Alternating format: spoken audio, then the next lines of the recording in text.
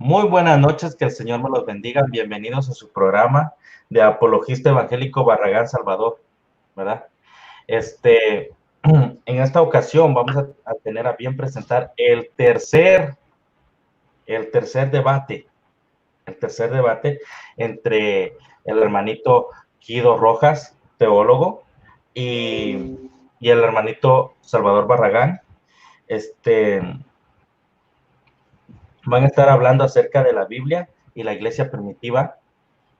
Les quiero recordar antes de que comience este debate, que este sábado que viene, va a haber un debate entre el hermano Riguardón católico y Roberto Isaac Fuentes, ¿verdad? Evangélico, ¿verdad? En el canal de Huellas Católicas.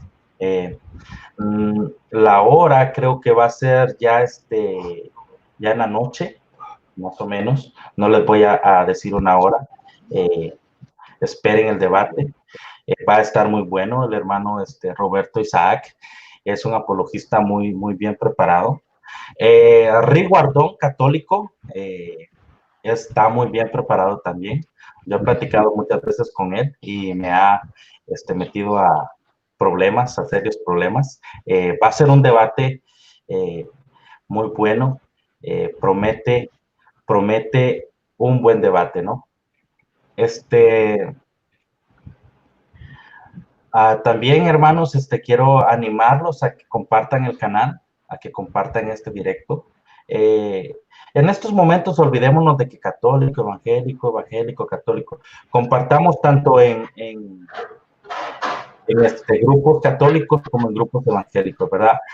Apoyemos al hermanito Guido Rojas, apoyemos al hermanito Salvador Barragán, hagan comentarios constructivos, ¿verdad? Apóyenlos a ellos, que están representándolos y que de alguna manera están haciendo, pues, en honor a la verdad, lo que muchos de nosotros no hacemos. Estos temas son muy complicados, los temas históricos son muy complicados, no cualquiera los maneja. Es muy fácil que en un tema histórico usted se pueda desviar, es muy fácil que se le olviden los nombres, es muy fácil que se le olviden las fechas. Más, sin embargo, hemos visto en los últimos dos debates que han tenido tanto el hermanito Guido Rojas con el hermano Salvador Barragán, calidad, una conversación de calidad, ¿verdad?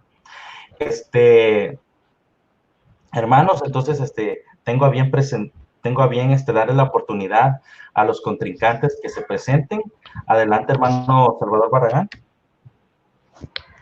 Sí, buenas noches. ¿Sí me escucho muy bien, hermano Arnold?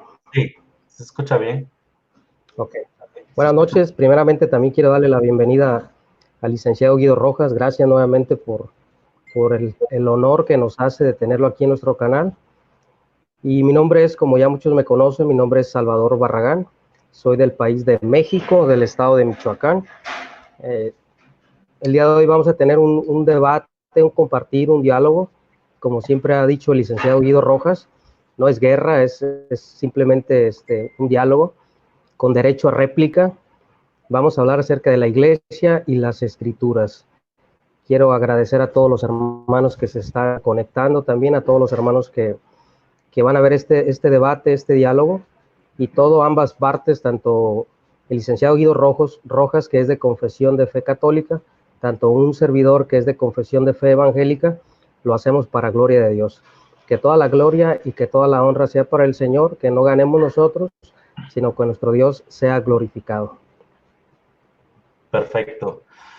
Muchas gracias, hermanito Salvador. Entonces, el micrófono lo vamos a apagar. Yo también lo voy a apagar para que se presente el hermanito Guido Rojas. Gracias, Arnold. Bendiciones para ti, bendiciones para mi amigo Salvador Barragán. Como decía, vamos a tener un compartir de los que hemos tenido anteriormente. Este es el tercero. Vamos a hablar un poco sobre el tema de las escrituras y la iglesia primitiva. Entonces, en el mismo contexto, cada uno es de su óptica. Nuestro amigo Salvador Barragán desde la óptica evangélica protestante y mi persona desde la óptica como un católico romano. Espero que sea del agrado de todos ustedes. No siendo más por el momento, creo que va a ser un compartir como siempre con altura, con educación, con respeto y sobre todo que el Espíritu Santo nos ilumine y nos guíe en este caminar tan precioso que es hablar sobre la palabra de Dios, que como sabemos, porque son palabras que vienen de lo alto. Gracias, Arnold, y gracias a Salvador Barragán y a todas las personas que en este momento están viendo. Bendiciones para todos. Bendiciones, hermanitos. Entonces, recuérdense, antes de comenzar, compartamos, hermanos, porque esto, como decía un amigo cubano, esto es candela. Esto se va a poner muy bueno, hermanos. Yo, tengo mi lapicero porque siempre le agarro algo nuevo al hermanito Guido y siempre le agarro algo nuevo al hermanito Salvador. Siempre estamos aprendiendo. Uno nunca puede decir que lo sabe todo. Nosotros en realidad siempre seguimos aprendiendo, ¿verdad? Esa gran frase de ese filósofo, solo sé que no sé nada. Entonces ahorita, hermanos, objetivamente escuchemos tanto al hermanito Guido como al hermanito Salvador. Pongamos la atención, hermanos, ¿verdad? Porque antes que todo recordemos que somos cristianos. Entonces, hermano Salvador, si usted está listo, vamos a ponerle tiempo para que comience su exposición. Sí. Usted me avisa, hermano. Bien, hermano, adelante con su exposición. Sí, cuando falten unos 3 minutos antes me avisa, por favor. Sí, buenas noches a todos. El día de hoy vamos a tener este tema acerca de la iglesia, las escrituras, y tiene que ver relacionado también con la tradición, ¿no? Tenemos que ver que el Nuevo Testamento es el digno cumplimiento del Antiguo Testamento. Es el único fin legítimo hacia el cual podían señalar la ley y los profetas. Y después de la lectura de la ley, tenemos que primero pensar, tenemos que ser objetivos en que la iglesia primitiva, la iglesia cristiana, fue primeramente 100% judía. La iglesia fue convocada por judíos el día de Pentecostés, que un día se convierte en 3,000, otro día como 2,000, en total 5,000 cristianos. De hecho, muchos eran prosélitos, que los prosélitos eran cristianos que ya era una mezcla de judíos con extranjeros, pero de todos modos tenían sus raíces judías y venían al Pentecostés. Dentro de del cuerpo apostólico de los 12 apóstoles de la iglesia, podemos ver que la iglesia siempre recurrió a las escrituras. La iglesia cristiana primitiva nunca vio el judaísmo como una religión, perdón, el judaísmo, los apóstoles que eran judíos nunca vieron el cristianismo como una religión nueva, a diferencia como la veían los paganos y los gnósticos, sino que los judíos o los apóstoles veían la iglesia el cumplimiento de las profecías mesiánicas del Antiguo Testamento. Entonces, ellos podían entender que las más de 300 profecías mesiánicas se habían cumplido en Jesucristo, que era el Cordero de Dios que iba a salvar al mundo de sus pecados. Entonces, la iglesia fue 100% judía, los gentiles empiezan a agregar a la iglesia tiempo después. La iglesia, un ejemplo, podemos ver al apóstol Pablo, que el apóstol Pablo es el autor casi del Nuevo Testamento de 13 epístolas, de 27 en total que tiene el Nuevo Testamento. El apóstol Pablo, aproximadamente en un estudio de muchas horas, pude recopilar esta información que el apóstol Pablo señala 183 pasajes del Antiguo Testamento. 183 pasajes del Antiguo Testamento. Pablo cita, parafrasea en sus escritos, incluye varias citas del Antiguo Testamento. Podemos ver al apóstol Pedro, cuando empieza su sermón el día de Pentecostés, el apóstol Pedro también recurre al Antiguo Testamento. Todo el sermón o todo el mensaje de Hechos 12 en adelante está citando las escrituras del Antiguo Testamento. Y el apóstol Pablo, aproximadamente podemos ver que cita 84 citas del Antiguo Testamento en la sola epístola a los romanos. Entonces podemos ver qué tan importante era la Sagrada Escritura para los apóstoles. Por eso nosotros, la Iglesia Cristiana Evangélica, recurrimos a que la Escritura es nuestra única regla de fe, nuestra única norma de fe, la suficiencia de las Escrituras, que las Escrituras contienen todo lo que se tiene que enseñar, todo lo que se tiene que enseñar como doctrina a la Iglesia. El apóstol Pablo cita 84 citas del Antiguo Testamento tan solo en la epístola a los romanos, 83 citas de la carta a los hebreos, 83 citas, en unas parafrasea, hace paráfrasis, en otras sí es muy de manera enfático lo dice, pero podemos ver que en estas dos epístolas el apóstol Pablo cita 84, 83 citas del Antiguo Testamento. Podemos ver en la primera carta a los Corintios que el apóstol Pablo cita 26 citas del Antiguo Testamento. En la segunda carta a los Corintios, el apóstol Pablo cita 18 citas del Antiguo Testamento. En la epístola a los Gálatas, 14 veces, 14 pasajes o 14 citas, en algunas parafrasea, pero hace una referencia y hace una conexión con el Antiguo Testamento. En Efesios cita 12 veces el Antiguo Testamento. En la carta a los Colosenses, 3 veces. En las únicas 2 epístolas paulinas que no cita Pablo el Antiguo Testamento es en la carta a Filemón y en la carta a Tito. Estas no contienen citas del Antiguo Testamento o no se le pueden relacionar. Ahora vamos al apóstol Pedro. El apóstol Pedro también cita el Levítico 11:44 diciendo, como aquel que os llamó, sed santo como yo también soy santo, que eso dentro de la teología sistemática se le conoce como un atributo comunicable. La santidad de Dios es un atributo comunicable a los santos, a los santificados, a los salvos por la gracia de Dios. El apóstol Pablo también, primera de Pedro, capítulo 1, versículo 15 y 16, también cita a Isaías 48, nos recuerda la palabra del Señor, que la palabra de Dios permanece para siempre. También podemos ver que Pedro compara la iglesia con un nuevo templo que está siendo construido por Dios. Los apóstoles sí creían en una revelación progresiva, que el judaísmo creía que la salvación solo había llegado hacia los judíos. Entonces, cuando los gentiles empiezan a agregar a la iglesia, se empiezan a incorporar a la iglesia, es cuando cambia el chip y cambia la manera de pensar del apóstol Pedro, el apóstol Pablo, y creen una revelación progresiva. Por eso el Nuevo Testamento es aceptado como palabra de Dios, como inspirador de Dios, por una revelación progresiva a los apóstoles. Entonces, para la iglesia primitiva podemos ver que para la iglesia de Berea, todo lo que les predicaban acerca del Mesías, ellos lo comparaban con las Escrituras, porque para ellos las Escrituras era muy importante y todas las profecías que se habían cumplido en Jesús tenían que ser comparadas y tenían que ser juzgadas a la luz de las Escrituras, a la luz de la Biblia. De esa manera, pues, pasamos cuando ya podemos ver también al apóstol Juan. El apóstol Juan también recuerda mucho la ley, que son los mandamientos de Dios. Un ejemplo podemos ver en primera de Juan, capítulo 3 y versículo 4. Dice, todo aquel que comete pecado infringe también la ley, pues el pecado es infracción a la ley. Siempre los apóstoles están invitando a la iglesia a que cumplan los mandamientos de Dios, a que se santifiquen en su palabra, como lo dice el apóstol Santiago, como lo dice Santiago. El Señor Jesucristo dice, santifícalos en tu palabra, porque tu palabra es verdad. O sea, la palabra de Dios es verdad. El salmista en el Antiguo Testamento dice, la suma de tu palabra es verdad.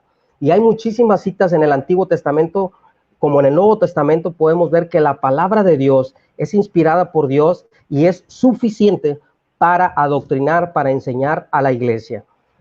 Podemos ver, cuando mueren los apóstoles, quise dar una reseña histórica así rápidamente acerca de los apóstoles, cómo ellos citan el Antiguo Testamento como palabra de Dios, como Sagrada Escritura. Ellos nunca se deslindaron de la palabra de la Sagrada Escritura del Antiguo Testamento, siempre la estuvieron citando, siempre la estuvieron recordando.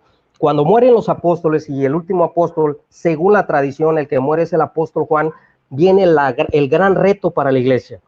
Viene el gran reto para la iglesia porque ya el Señor Jesucristo había ascendido al cielo, los apóstoles ya no estaban aquí en la tierra, ahora viene la segunda generación de la era posapostólica que se le conoce como los padres apostólicos. No hay que confundirlos tampoco ahí con los padres de la iglesia, pero sí los que fueron sucesores o fueron discípulos de los apóstoles. Este personaje que les voy a citar no fue directamente discípulo de un apóstol, pero sí tuvo mucha relación con Policarpo de Esmirna, que se cree que Policarpo de Esmirna fue discípulo del apóstol Juan. Vamos a entrar a la era del siglo II para que nos podamos dar cuenta de qué manera era tan importante la Sagrada Escritura para la iglesia, de qué manera la iglesia usaba las Escrituras, tanto Antiguo como Nuevo Testamento, para refutar las herejías y a ese gran reto que se venía a enfrentar la iglesia primitiva. Uno de ellos, y ahorita les cito más adelante lo que les había dicho acerca de San Irineo de León, pero vamos a entrar a lo que es la Didaché. La Didaché también es un estudio que me llevó mucho tiempo para sacar todas estas citas bíblicas. Según la Didaché, a lo que yo pude investigar, menciona 19 libros de la Biblia, tanto Antiguo, tanto como Nuevo Testamento, más de 30 citas bíblicas. Se cree que la Didaché era un tipo resumen de la doctrina de los apóstoles. Eso según la tradición. No es tomado en cuenta como palabra de Dios, pero sí es un documento muy importante tanto para las universidades académicas en teología sistemática, en historia de la iglesia, en patrología, en papirología. Todo lo que tiene que ver con la iglesia en estudios académicos son documentos muy importantes. 30 citas bíblicas y 19 libros, tanto Antiguo como Nuevo Testamento. Cita la Didache, cita el Evangelio de Mateo, de Marcos, de Lucas, Primera de Pedro, Tito, los Salmos, Hebreos, Deuteronomio, Proverbios, Malaquías, Romanos, Santiago, Colosenses. También podemos ver el otro documento acerca de la primera carta de Clemente a los Corintios. El Clemente a los Corintios, Clemente se cree, según la tradición, que fue discípulo directamente de los apóstoles, que según se relaciona a Eusebio de Cesarea con el Clemente que aparece en la Biblia, que no tiene nada que ver con otros temas del papado ni absolutamente nada de eso, y lo digo como referencia nada más. Clemente también menciona más de 100 citas bíblicas. Él es el que más menciona el Antiguo Testamento y también menciona fragmentos del Nuevo Testamento como palabra de Dios. En la primera carta a los Corintios, según las investigaciones que yo pude hacer, menciona 22 libros de las Sagradas Escrituras, tanto Antiguo, tanto Nuevo Testamento. Menciona más de 100 citas bíblicas, menciona Isaías, Génesis, Éxodo, Ezequiel, Romanos, Josué, Primera de Corintios, Segunda de Corintios, Mateo, Salmos, Hebreos, Job, Números, Proverbios, Malaquías, Santiago, Tito, Lucas. Menciona el Nuevo Testamento, fragmentos del Nuevo Testamento, y los pone a la misma par como palabra de Dios. También podemos ver la Epístola a Bernabé. La Epístola a Bernabé es un documento muy importante que no es inspirado por Dios, que no es palabra de Dios, pero sí es un documento importante para que podamos pensar de la manera que pensaban los cristianos después de que murieron los apóstoles y cuando viene la era posapostólica. En aquel tiempo, recordemos que tener una Biblia compilada y tener todo un Nuevo y Antiguo Testamento era muy difícil.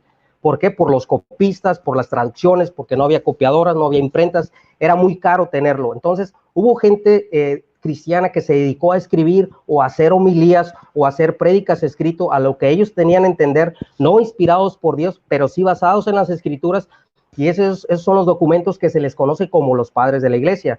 La Epístola a Bernabé también, lo que yo pude investigar, menciona 11 libros del Nuevo Testamento, como es Tito, menciona Isaías, Jeremías, Zacarías, Salmos, Daniel, Éxodo, Proverbios, Génesis, Levítico, Daniel, Romanos, Efesios, Santiago, Primera de Pedro, Mateo, Lucas, Segunda Timoteo, libro de los Hechos, Filipenses.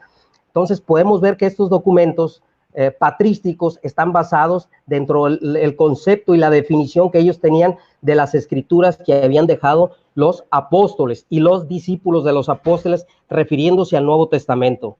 Esta iglesia, que ya había en este tiempo, ya había una iglesia griega, una iglesia que estaba haciendo referencia acerca de lo que era el judaísmo, pero ya los gentiles se habían integrado a la iglesia, ya tenían un concepto acerca de ello. Podemos ver también la carta a Docneto, comprende de la religión de las cristianas, habla de la refutación a la idolatría como la palabra de Dios, rechaza las prácticas judías como la circuncisión, el mismo criterio que toma el apóstol Pablo, el mismo criterio que toma el apóstol Pedro, es de donde saca esta carta a Docneto, para que puedan comprender y puedan enseñar correctamente la enseñanza o la doctrina de los primeros cristianos. Hay muchísimas citas más que no me alcanzaría el tiempo. Podemos ver a San Ignacio de Antioquía. San Ignacio de Antioquía en sus 7 epístolas ignacianas, cuando escribe a Policarpo, cuando escribe a los romanos, cuando escribe a los de Esmirna, cuando escribe a las 7 epístolas que él va a escribir. También menciona el Nuevo Testamento, menciona cuando va y refuta, más bien dicho, a los herejes que negaban la deidad de Jesucristo, que no aceptaban la Eucaristía. También va y los refuta con la palabra de Dios. Entonces, estos documentos fueron muy importantes. Policarpo de Esmirna también menciona, según las investigaciones que yo pude hacer en los escritos de Policarpo de Esmirna, 16 libros de Antiguo y Nuevo Testamento como palabra de Dios. Les dice a los filipenses que tienen una carta del apóstol Pablo, que la lean y que sean instruidos. Y podemos ver de qué manera ellos podían conocer y podían entender precisamente lo que estamos hablando, de que las escrituras era la regla de fe para la iglesia.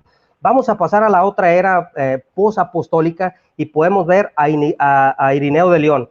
Dice Irineo de León en su libro 2, dice: No hemos recibido de otros la disposición de nuestra salvación, sino de aquellos por quienes el evangelio llegó a nosotros, el cual predicaron entonces y luego por la voluntad de Dios nos la transmitieron en las escrituras, que son el pilar y fundamento de nuestra fe.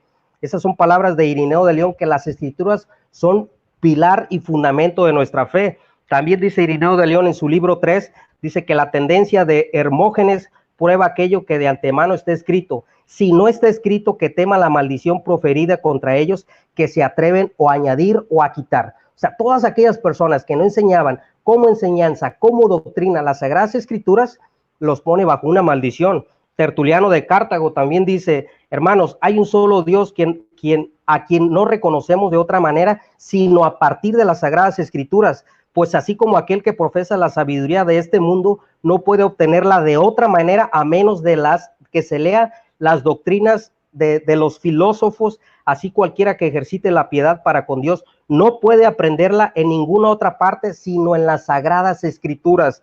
Ya a partir del siglo II ya podemos ver algunos escritos de los padres de la iglesia que ellos recurren a la escritura como la única norma de fe, como la única regla de fe que está relacionada con la iglesia.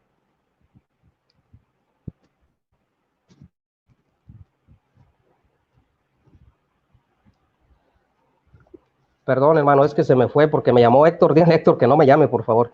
Podemos, corre el tiempo otra vez, podemos ver que también Hipólito, del año 170 al año 235, dice, ellos no han dudado en corromper la palabra de Dios, han tratado con desprecio el estándar de la fe primitiva, no han conocido a Cristo en lugar de preguntar qué se dice en la Sagrada Escritura, someten atención todo nervio para encontrar una figura fisiológica para resolver su impiedad. Si alguien confronta con su contexto de la Divina Escritura, lo examinan para ver si convertirlo a una figura filosófica, confuntiva o disminutiva. Ponen a un lado la palabra de Dios, dice, y se dedican a la geometría. Y da una infinidad de refutación acerca de que la iglesia tiene que estar instruida en la palabra de Dios. Todo lo que enseñan tiene que estar instruido en las Sagradas Escrituras. Eusebio de Cesarea, en la historia de la iglesia, citando a Dionisio en el año 265 después de Cristo, que fue obispo de Alejandría, dice, los escritos santos y divinamente inspirados son únicos y suficientes en sí mismo para dar a conocer la verdad. Podemos ver, mis amados hermanos, que la iglesia post-apostólica recurría a las escrituras para sustentar una verdad bíblica, para sustentar una verdad y una enseñanza apostólica.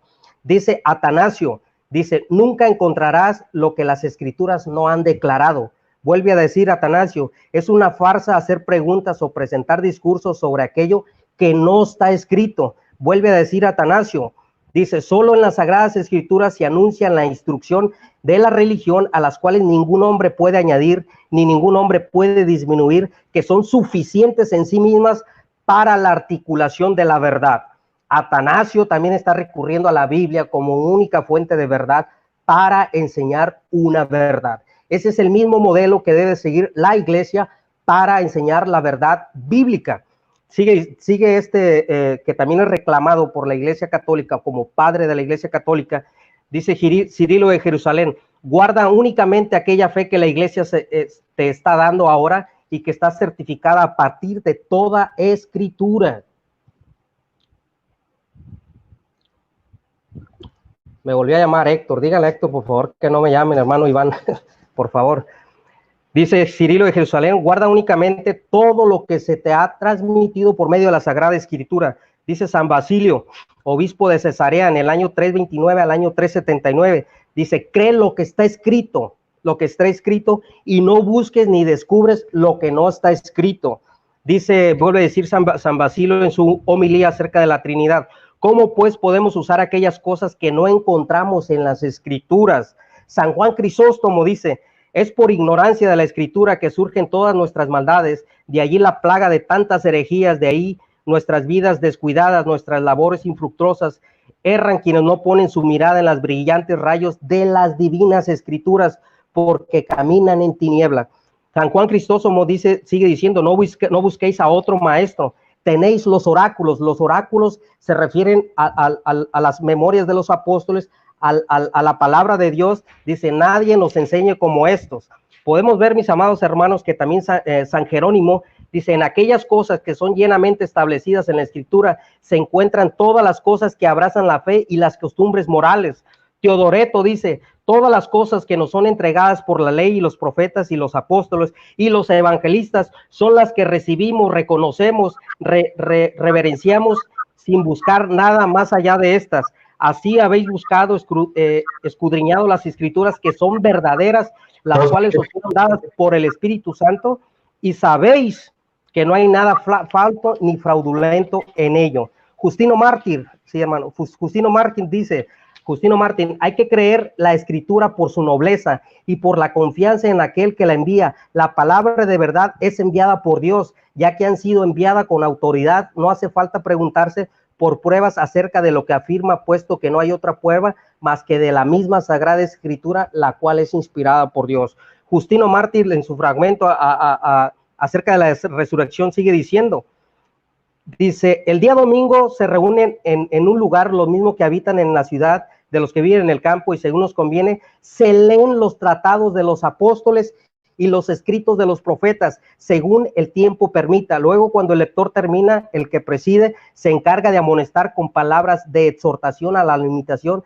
de cosas tan admirables. Dice Irineo de León, vuelve a decir, nosotros no hemos conocido la economía de nuestra salvación, sino por aquellas a través de los cuales el evangelio ha llegado hasta nosotros. Los apóstoles, ellos primero lo proclamaron, después por voluntad de Dios nos los transmitieron por escrito para que fuese columna y fundamento de nuestra fe. Hermano, sus 20 minutos han terminado. Muchas gracias. Gracias.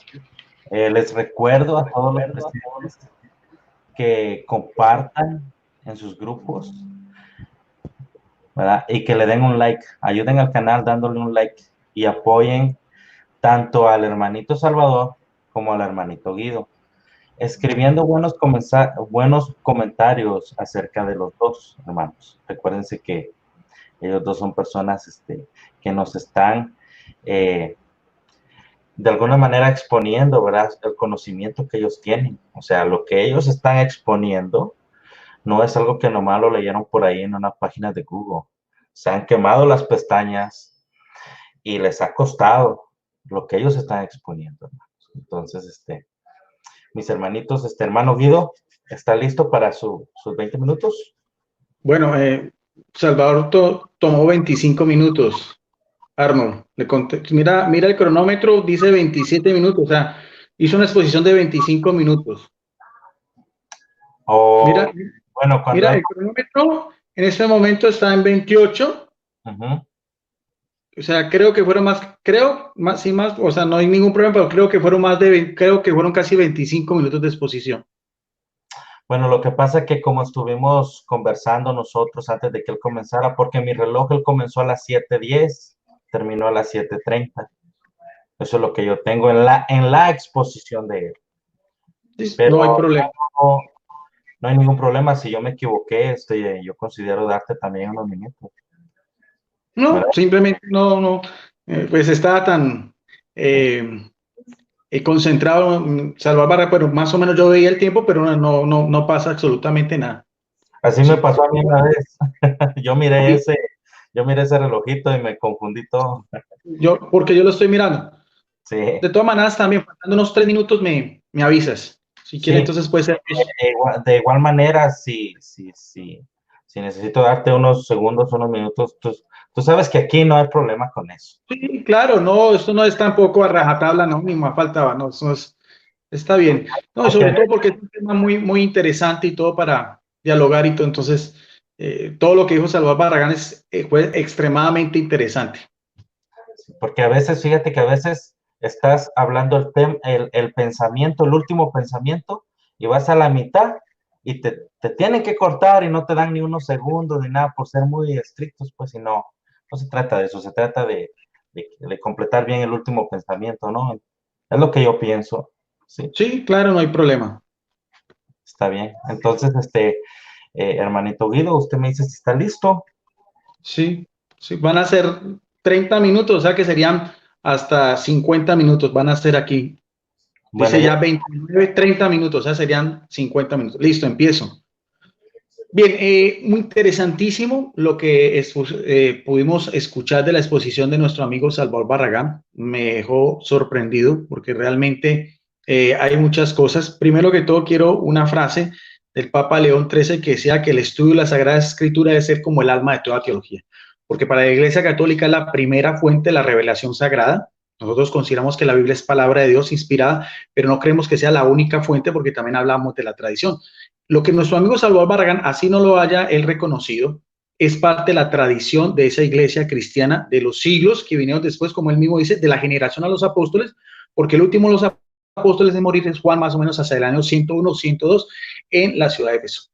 Escuchamos a nuestro amigo Salvador Barragán decir de una iglesia posapostólica, y mire bien que esa iglesia posapostólica, nuestro amigo Salvador Barragán, no se fue no solamente en el siglo I, sino en el siglo II, III, IV, inclusive que habló hasta los padres de iglesia del siglo V, como San Juan Crisóstomo, San Atanasio, San Cirilo de Alejandría, habló de Justino Mártir, habló de Clemente Romano. Qué interesante que ha hablado de Clemente Romano, primera vez que lo escucho hablar, tercer obispo de Roma, sucesor inmediato del apóstol Pedro, que se conserva una carta auténtica a la comunidad de fieles de Corinto, que eso también hace parte de lo que es el tema de la jerarquía eclesiástica, porque todo eso va íntimamente ligado. Para la Iglesia Católica, lo que es sucesión apostólica y lo que es también canon bíblico, lo que es la Sagrada Escritura va ligado, y nuestro amigo Salvador Barragán, lo interesante del caso, amigos, sin que se sienta ofendido nuestro amigo Salvador Barragán, pero todos los personajes que él dio son de la Iglesia Católica, son personajes de la Iglesia Católica en diferentes jerarquías. Patriarcas, habló de obispos, Jerónimo fue un presbítero también, y Justino Mártir también fue un laico. O sea que ahí de verdad que me sorprendió mucho nuestro amigo Salvador Barragán, porque lo dijo, es una iglesia posapostólica y es una iglesia que ya surge después en el siglo V. Inclusive, algo que también yo siempre he dicho teológicamente, como dice Jesucristo en Mateo 28, 19, yo estaré con ustedes todos los días hasta el fin del mundo, con la promesa que también dejó el Espíritu Santo.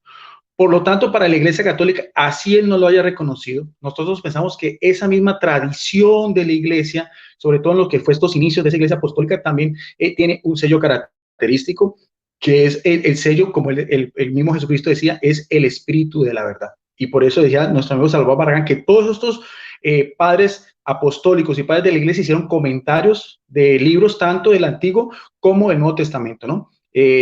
Teniendo en cuenta que no hay ninguna parte en los 27 libros del Nuevo Testamento que nos diga cuál es el canon. Eso fue posteriormente, que es también producto de los primeros signos y los primeros concilios de la Iglesia Católica, porque acordémonos también en ese mismo ambiente que también hubo unos evangelios gnósticos y también hubo evangelios de la comunidad de Najamandi, como el evangelio de Tomás, el evangelio de Judas, el evangelio de María Magdalena, que estos mismos padres apostólicos y padres de la Iglesia condenaron, y también la autoridad de la Iglesia Católica, como él mismo lo cita, a San Atanasio, gran defensor de lo que es la ortodoxia sobre la divinidad de nuestro Señor Jesucristo. Entonces, por ese lado me parece interesante, inclusive hay que reconocer lo que es el término patrística, pues eso también es importante. De resto, más o menos lo que él dijo, coincido completamente, por ejemplo, de Justino Mártir. Bueno, antes de eso, la doctrina de los apóstoles es el primer catecismo más antiguo que se tiene, es del siglo I, o sea, anterior a la muerte del último de los apóstoles, o sea, es casi contemporáneo con lo que es el compendio joánico, y se cree que se escribió en Siria y tiene referencias de los 4 evangelios. En esta Biblia, que yo la utilizaba mucho, yo utilizo Biblias evangélicas, escritas por eruditos evangélicos, para demostrar también la erudición y ver cómo lo que la Iglesia Católica cree y pregona durante 21 siglos, también estos eruditos también lo reconocen. Esta es la Biblia de Tras las huellas del Mesías, es una Biblia evangélica, Reina Valera del año 1960, escrita por el pastor Ken Dodson. Él también habla sobre este primer término que es la llamada doctrina de los apóstoles, que también se conoce como Didache, ¿ve? En ocasiones llamada enseñanza de los 12 apóstoles. Es tratado de final del siglo I, nótese bien. Así también tiene alusión de ¿qué? De temas que tienen que ver con la ética cristiana, rituales y la organización de esa iglesia. O sea, ya no es solamente la Biblia. Estos documentos, así nuestro amigo Salvador Barragán no lo quiera reconocer como tal, son documentos importantes de los primeros cristianos que también hacen parte de lo que fue la organización, la forma como la iglesia cristiana se fue formando, se fue estructurando, fue dando respuesta también a esas herejías que iban surgiendo. teniendo en cuenta que el mismo apóstol Pablo lo había dicho en Mateo 28, Mateo 20, 18, cuando le dijo que vendrán lobos que querrán acabar con la iglesia. Entonces, estos documentos también de la iglesia primitiva son también muy importantes, como también lo es la llamada carta de Bernabé, que también citó nuestro amigo Salvador Barragán, de autor desconocido, escrita en Alejandría a finales del siglo I, cita claramente Evangelio de Mateo, de Marcos, alude también a Lucas y presenta ideas de Juan, o sea, de todo eso, teniendo en cuenta que en este momento no existen originales, solamente existen copias, manuscritos, papiros y después los famosos pues códices que vienen del siglo IV. Todo eso es esa misma herencia histórica, cultural y religiosa de los primeros siglos del cristianismo. Ignacio de Antioquía, muy importante, este personaje que también lo mencionó nuestro amigo Salvador Barragán, escribe 7 cartas, como él mismo lo dice, su camino al martirio en Roma, discípulo también inmediato del apóstol Juan y sucesor también directo de Pedro en la sede en Antioquía, en Siria. Él también es el primero en adjudicar el término de iglesia católica en el sentido de la universalidad, o sea, la catolicidad de esa iglesia cristiana que ya trasciende el umbral del siglo I y que tiene también la asistencia del Espíritu Santo porque es una promesa que viene de Jesucristo en una sola iglesia, que tiene que haber existido a través de los tiempos. Y Ignacio de Antioquía también cita el Evangelio de Mateo y el Evangelio de Lucas, ¿no? En el año 130 también viene con San Papías, que también fue discípulo inmediato del apóstol Juan, escribió una obra que se llama Explicación de los dichos del Señor, considerada como el primer tratado exegético, explicación bíblica de los evangelios. Siguiendo en el mismo siglo ya segundo, hacia el año 160 al año 175, viene también Tasiano, discípulo de Justino Mártir, compuso su obra El Diatesaro, término griego que significa a través de los 4. Un relato de la vida de nuestro Señor Jesucristo. Mire bien que ya son obras complementarias, pero haciendo alusión a la Biblia, o sea que no es solamente, como dice nuestro amigo Salvador Barragán, la Biblia como tal, los evangelios, no, son obras que ya incluyen a los mismos textos neotestamentarios, también textos veterotestamentarios, o sea, tanto el Antiguo como el Nuevo Testamento, pero ya son estos personajes también, su erudición, con su sabiduría, con su sapiencia, con su santidad, que van dándole carácter también bíblico y teológico. En este Diatesaro es un relato de la vida de nuestro Señor Jesucristo compuesto a partir de los 4 evangelios. Al parecer fue escrito en griego siriaco y Efrem, diácono de Siria, hacia el año ya 310-373, escribió un comentario sobre esta obra. Se me había olvidado decir de que los padres apostólicos, esto es interesantísimo, o sea, los discípulos inmediatos de los apóstoles, proporcionaron pruebas ya a inicios del siglo II sobre la colección de los libros de los evangelios. Hacia el año 140, Papías, obispo de Hierápolis, nótese bien que ya habían episcopos, o sea, es una iglesia también jerárquica. Estos jerarcas, aparte de tener dignidad eclesiástica, aparte de ser dirigentes de la iglesia, también hacían comentarios, hacían obras exegéticas, hermenéuticas, obras de orden pastoral sobre la Sagrada Escritura. Por eso para la Iglesia Católica es tan importante la Sagrada Escritura como la tradición de la Iglesia. También Papías hacía comentarios de Marcos y de Mateo. Justino Mártir, que también nuestro amigo Salvador Barragán lo citó, hacia el año 150, pone los evangelios en el mismo plano de los textos veterotestamentarios, o sea, de los libros del Antiguo Testamento, y dice la alusión a cual nuestro amigo Salvador Barragán dijo. Y esa mención es muy interesante porque esa mención también la da el historiador Justo L. González, que nuestro amigo Salvador Barragán lo tiene pues en una alta estima como un historiador biblista y también de la rama metodista, pero se le olvida decirle, por ejemplo, que primero quiero que hagamos un poquitico de Justino Mártir, porque esa declaración me pareció muy interesante. Aquí en esta propia otra vez, una Biblia evangélica también habla de estos padres apostólicos, dice Justino Mártir, del 100 al 165, padre de la iglesia y apologeta, cuyos textos más famosos son su primera apología, donde defiende la moral cristiana y aboga por el cese de las persecuciones contra los cristianos, y el diálogo con Trifón, o sea, otra obra importantísima de ese tiempo, otra obra también que hace parte de la tradición de la iglesia, de este hombre santo, padre de los apologistas y que también dio su vida. Dice, por defender pues su misma fe cristiana. Dice, en el diálogo con Trifón es una defensa de Jesús como el Mesías, o sea que son también escritos también post-bíblicos que también tienen que ver con todo lo que es el compendio de la ortodoxia, de la doctrina de la iglesia cristiana. Entonces, no solamente, como dice nuestro amigo Salvador Barragán, es la Biblia. Eso es una gran falacia, que nuestros amigos evangélicos con la sola escritura se derrumban. Por eso es que en la historia de la iglesia, mejor dicho, aquí hay pruebas de sobra, y esto no se puede ocultar, no se puede maquillar y no se puede dejar a un lado. Sigue diciendo, fue probablemente el primero en relacionar a Satanás con la serpiente caída en Génesis 3, y él y sus 6 discípulos fueron azotados, decapitados cuando se negaron a ofrecer sacrificios a los ídolos paganos. Pero quiero hacer mención de lo que decía nuestro amigo Salvador Barragán, de una alusión que hace Justino Mártir, la hizo a la mitad. La hizo a la mitad y les voy a explicar por qué. Esa alusión que él hace de Justino Mártir está aquí también en el Catecismo de la Iglesia Católica, está en el numeral 1345 y está en el libro de Justo L. González, creo que en la página 193. ¿A qué hace alusión? Dice, desde el siglo II, según el testimonio de Justino Mártir, tenemos las grandes líneas de lo que era el desarrollo de la celebración eucarística, porque esto es muy importante, la forma como los primeros cristianos celebraban sus cultos. Estas han permanecido invariables hasta nuestros días a través de las diversas tradiciones rituales litúrgicas. Y aquí lo que este santo escribe, esto no lo dijo nuestro don Salvador Barragán, eso fue hacia el año 155 para explicarle a quién, al emperador pagano Pío, del 138 al 161, sobre lo que eran las reuniones de los cristianos. Vamos a mirar a ver cómo se reunían los cristianos, si es lo mismo culto de la Iglesia Católica, porque nuestro amigo Salvador Barragán solo dijo la mitad. Es así, y eso mismo lo apoya el profesor Justo L. González. Dice, en el día en que se llama el sol, que es el día Dei Domini, el día primero, el día de domingo, nuestro amigo Salvador Barragán también reconocía que los primeros cristianos se reunían el domingo, ya no el sabbat de los judíos, sino, mire que hay una autoridad de la iglesia, porque en ninguna parte de los 27 libros del Nuevo Testamento se dice que los cristianos tienen que reunirse el domingo. Eso es parte de la autoridad del magisterio de la Iglesia Católica en el siglo II.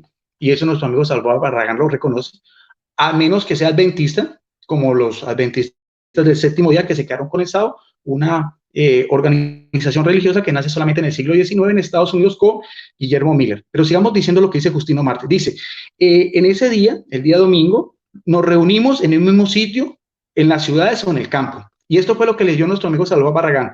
Se leen las memorias de los apóstoles. El término memoria de los apóstoles era como los primeros cristianos se referían a los 4 evangelios. Y los escritos de los profetas, tanto tiempo como sea posible. O sea que ya empieza a ver como un ciclo litúrgico, que en la Iglesia Católica Latino también. O sea, se leían los testimonios de los evangelios y también de los profetas, o sea, en el Antiguo y el Nuevo Testamento. Por eso decía Agustino, obispo de Hipona, que en el Antiguo Testamento se esconde el Nuevo y en el Nuevo se hace realidad el Antiguo. Esa misma forma, como los primeros cristianos hacían parte de lo que era la liturgia, la Iglesia Católica hasta nuestros días lo tiene dividido en ciclo A, ciclo B y ciclo C, o sea que en 3 años se hacen todas las lecturas de nuestros libros sagrados, 46 del Antiguo Testamento y 27 en nuestras celebraciones eucarísticas. Cuando el lector ha terminado, el que preside toma la palabra para incitar y exhortar a imitables bellas cosas. Y sigue diciendo, luego nos levantamos todos juntos y oramos por nosotros y todos los demás donde quiera que estén, a fin de que seamos ya hallados justos en nuestra vida y nuestras acciones y seamos fieles a los mandamientos para alcanzar la salvación eterna. Y después de eso, sigue diciendo que se besan con un beso o ósculo santo, y después sigue diciendo lo que es la parte de la otra celebración, que era la parte de la Eucaristía, o sea, la fracción del pan, o sea, cuando los cristianos participaban del cuerpo y de la sangre de Cristo. O sea, esa parte la omitió nuestro amigo Salvador Barragán, pero esa parte es también la que dice Justino Mártir, o sea, solamente la primera parte, aunque el tema no es la Eucaristía, pero quiero dejar como referencia que los primeros cristianos también celebraban la Eucaristía de la misma forma que lo hace la Iglesia Católica. Pero el tema, en fin, estamos hablando es de las Sagradas Escrituras. También, por ejemplo, San Cipriano escribió en su libro Testimonia,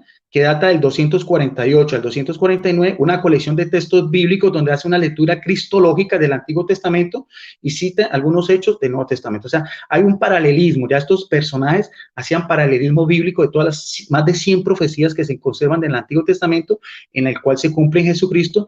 No es sino que usted coja el libro de Isaías, que es llamado como el quinto evangelio, todas las profecías de Isaías, Isaías 7, Isaías 9 y sobre todo Isaías 52 y 53 sobre el siervo doliente. Ahora, los llamados padres apostólicos, que también nuestros amigos Salvador Barragán hacía énfasis, y los padres ya son los padres de la iglesia del siglo II al siglo VII, como Orígenes, Tertuliano, Gregorio, Taumaturgo, San Cirilo de Alejandría, San Juan Crisóstomo, San Ambrosio de Milán, Isidoro de Sevilla, entre muchos otros. Todos ellos hicieron comentarios exegéticos y teológicos de los libros veterotestamentarios y el Nuevo Testamento.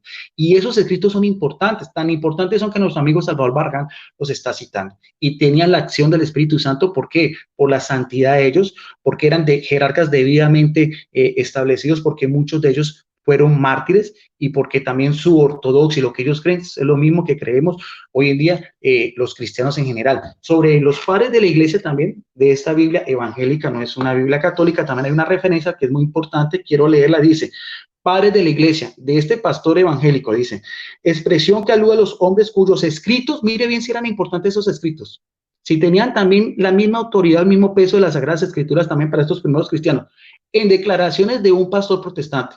Porque nuestro amigo Salvador Barragán, ustedes han visto en los debates que he tenido, yo cito a estos eruditos evangélicos, él no solamente protesta contra la Iglesia Católica, nuestro amigo Salvador Barragán protesta contra estos teólogos, biblistas y expertos en esto, porque siempre los contradice. Pero mire bien lo que dice la autoridad de este pastor. Dice, estos hombres cuyos escritos ayudan a interpretar la Escritura, pero no solamente eso, mire bien, de forma textual, está en la página 1701, y establecer que las doctrinas de la Iglesia cristiana.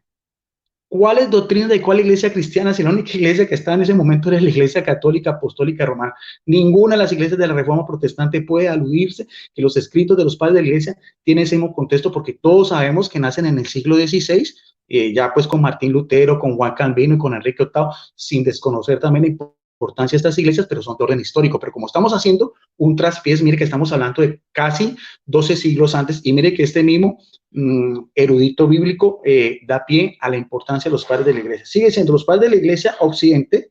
En occidente son Agustín, obispo de Hipona, Ambrosio, que también fue obispo de Milán, Tertuliano, mientras que los de oriente son, entre otros, Justino Mártir, que ya hablamos, Clemente de Alejandría, que fue un gran catequista también, dirigió una escuela de catequesis también, o sea, donde se explicaba lo que era la doctrina de los cristianos, y también fue él el que fue el maestro de Orígenes, ¿no? Entonces, esto es importante. Ahora, algo que también viene de esa misma época de la iglesia primitiva y que ha sido también muy importante en la iglesia católica, es lo que se llama como la lectio divina. Lectio divina, que en latín quiere decir la lectura divina, fue por Orígenes, del 185 al 254, teólogo, quien afirmaba que para leer las Santas Escrituras, con provecho es necesario hacer con atención, constancia y oración. O sea, 5 minutos.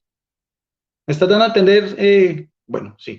Eso es la lectio divina, o sea, la lectura orante que hacían los primeros cristianos, es lo mismo que ha hecho la Iglesia Católica en sus comunidades religiosas, tanto de Oriente como de Occidente, o sea, lo que es el monacato, que también viene en estos primeros siglos del cristianismo, que es coger la palabra de Dios, meditarla, hacer oración y hacerla vida en nosotros. Eso también es herencia de estos insignes hombres, baluartes de la verdad, y que también ha transcurrido de una forma interrumpida en la Iglesia Católica. Ahora, sobre el valor de la Biblia para los primeros cristianos, se conoce, por ejemplo, que a finales del siglo III, entre los cristianos circulaban evangelios de bolsillo escritos en pergamino, y también los cristianos de la iglesia primitiva tenían la antigua costumbre de colgar en el cuello una tablilla con un escrito de los evangelios.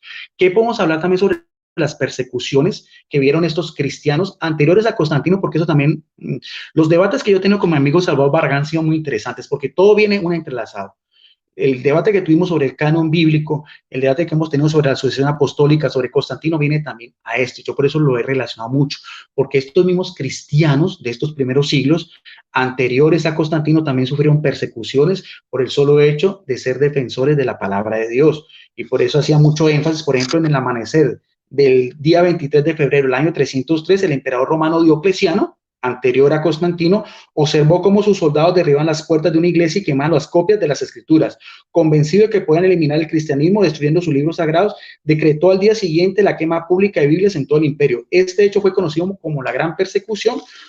No obstante, algunos se salvaron y estas hicieron reproducciones. 3 meses después del primer edicto Diocleciano, el gobernador de Cirta, ciudad al norte de África, conocida hoy como Constantina, ordenó a los cristianos que entregaran todos sus escritos de la ley y sus copias de las escrituras, tanto del Antiguo como del Nuevo Testamento. Existen testimonios sobre cristianos que prefirieron la tortura y el martirio antes de entregar sus Biblias para que fueran destruidas. Y eso fue anterior a Constantino, o sea, la misma iglesia del siglo I, siglo II y siglo III, la que posteriormente Constantino también siguió, porque nuestro amigo Salvador Barragán cita a Agustín Hipona, cita a Crisóstomo, cita a Atanasio y cita también a San Basilio. Gracias, Arnold. Perfecto, hermanito. Le faltaban unos segundos.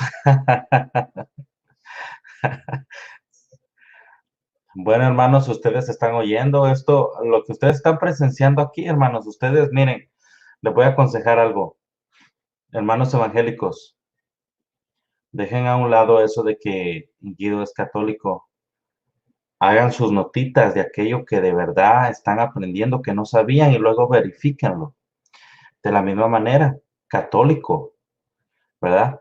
Objetivamente, escucha lo que dice el hermano Salvador, haz tu notita y luego verifícalo si lo que él está diciendo está correcto o no. Así van a tener ustedes una perspectiva más objetiva de lo que está pasando. Recuerden, hermanos, de ponerle like al canal.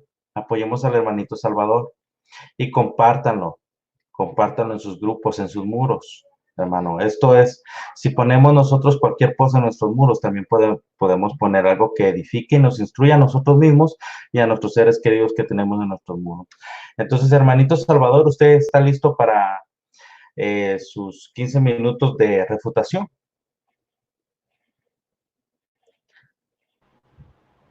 Sí, hermano. Bueno, entonces, hermano, adelante. Sí, gracias. Bueno, primeramente voy a refutar a Guido Rojas, donde dice que Justino Mártir es el primero que hace una alusión acerca del primer día de la semana para el culto de la iglesia. Podemos ver que en el libro de los Hechos, capítulo 20 y versículo 7, ya los cristianos en la era de los apóstoles se reunían el primer día de la semana. Dice la palabra de Dios, y el primer día de la semana, cuando estábamos reunidos para partir el pan, Pablo les hablaba pensando partir al día siguiente y prolongó su discurso la medianoche. Primera de Corintios 16, del 1 a 2 dice, ahora bien, en cuanto a la ofrenda para los santos, haced vosotros también como instruían las iglesias de Galacia, que el primer día de la semana cada uno de vosotros aparte y guarde según haya prosperado, para cuando yo vaya no se recojan entonces ofrendas. El primer día de la semana, que es el día domingo, nosotros lo celebramos los cristianos evangélicos, no porque la Iglesia Católica Romana lo haya dicho, o porque se le haya ocurrido decir a Justino Mártir. La Biblia no dice qué día de la semana tenemos que rendir culto al Señor. Para la Iglesia evangélica, todos los días Jesús es nuestro reposo. Nosotros vamos el domingo porque la iglesia primitiva, el primer día de la semana, el primer día que resucitó Jesucristo, no porque lo haya dicho Justino Mártir, sino lo que dice la palabra de Dios, celebramos el día del Señor en día domingo. Otra de las cosas que quiero refutar al señor Guido Rojas es acerca de la tradición. Le cité contundentemente al señor Guido Rojas las citas de los padres de la iglesia, cómo ellos veían las escrituras, y dice que nada se debe de enseñar que no esté escrito en las escrituras. Él recurre a una tradición. Sabemos que los padres de la iglesia que le cité lo refutan cuando dice que todo tiene que estar escrito y todo tiene que venir de los oráculos o de las memorias de los apóstoles, que una vez lo dijeron oral y otra vez lo dejaron escritos, inspirados por el Espíritu Santo. ¿Qué quiere decir esto, mis amados hermanos?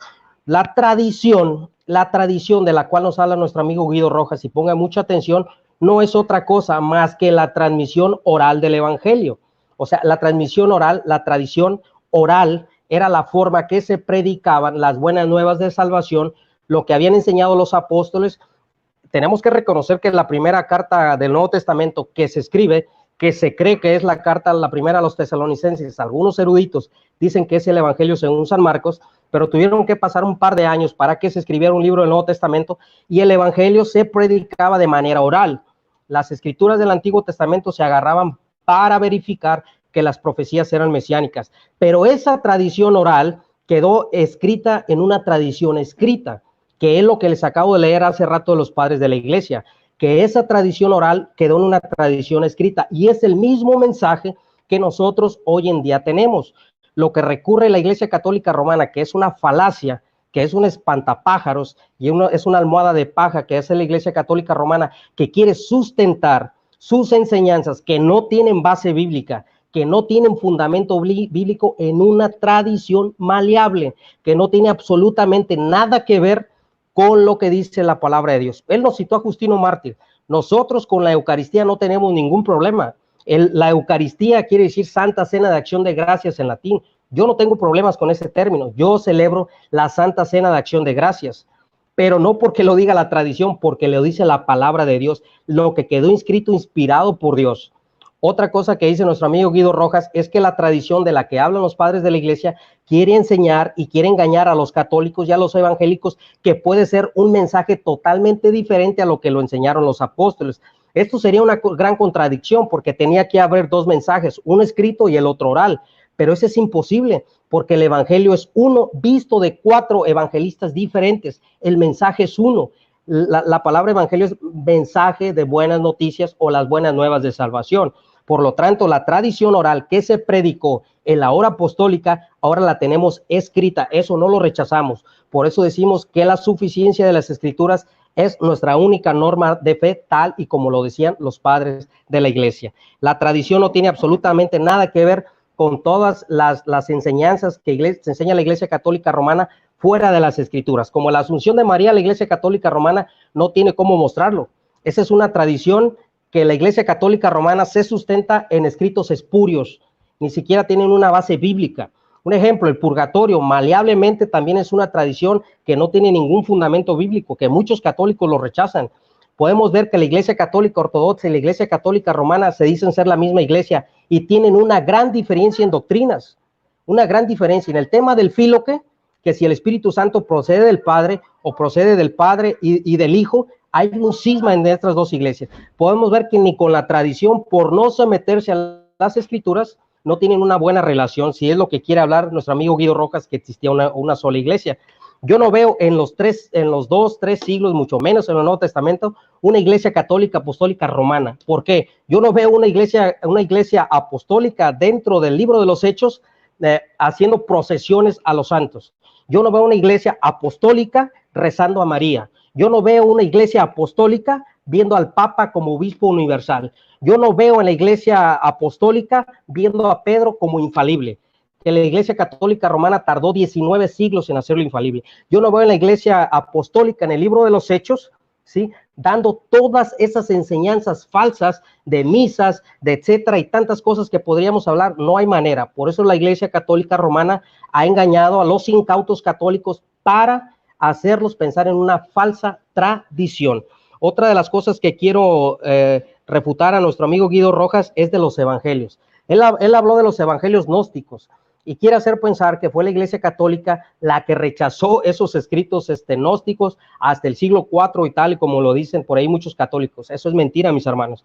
Si ustedes un día leen los evangelios gnósticos, el evangelio de Eva, el evangelio de María Magdalena, el evangelio de Judas Iscariote, los hechos de Pablo, los hechos de Tomás, los hechos de Pedro, son puras herejías que hablan en contra de Jesús. Una de las primeras reglas que tomó la Iglesia para hacer canónico un libro, o para confirmar, más bien dicho, como canónico un libro, fue que el libro fuera cristocéntrico. Todos esos libros gnósticos, la Iglesia desde sus inicios lo rechazó.